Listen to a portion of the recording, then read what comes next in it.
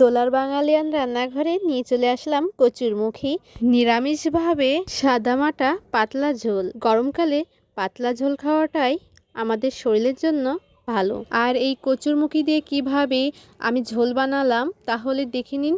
প্রথমেই জিরেটা ভেজে নিয়েছি। জিরেটা কেন ভাজলাম পরে দেখাবো। নিয়ে নিয়েছি কড়াইতে তেল, তেজপাতা আর নিয়ে নিয়েছি কাঁচামরিচ, এছাড়াও নিয়ে নিয়েছিলাম জিরেটা 1 চামচ নিলেই হবে। তারপরে নিয়ে নিয়েছি কচুরমুখী, স্বাদ মতন লবণ এবং পরিমাণ মতন হলুদ নিয়ে নিয়েছি। আমি একবারেই লবণ নিয়ে নিয়েছি 2 চামচ। এরপর কচুরমুখী দিয়ে খুব সুন্দর করে কষিয়ে নিতে হবে। আর অবশ্যই তেল একটু বেশি দিলে বেশি ভালো লাগবে। কষানো হয়ে গেলে পরিমাণ মতন জল নিয়ে নিলাম। জল নেওয়া হয়ে গেলে একটু নাড়াচাড়া করে আবারও নিয়ে নিয়েছি হলুদ। এখন কচুরমুখীর ঝোলটা ফুটুক টকবক করে। এইদিকে ওই যে বলছিলাম ভাজা জিরে এখন আমি শিলনোড়া দিয়ে বেটে নিচ্ছি।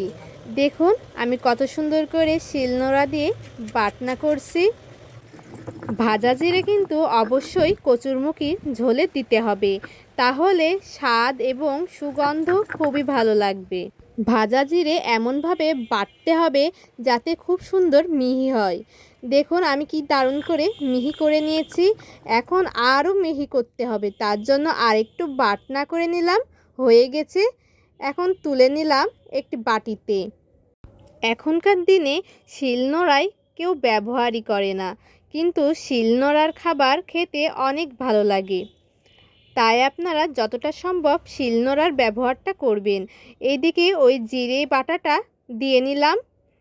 দেখুন কতটা সিদ্ধ আর কতটা সুন্দর হয়েছে, দেখলেই খেতে ইচ্ছে করছে। খুব সুস্বাদু হয়েছে। কচুরমুখী রান্না হয়ে গেছে, তাই আমি এখন ঢেলে নিলাম।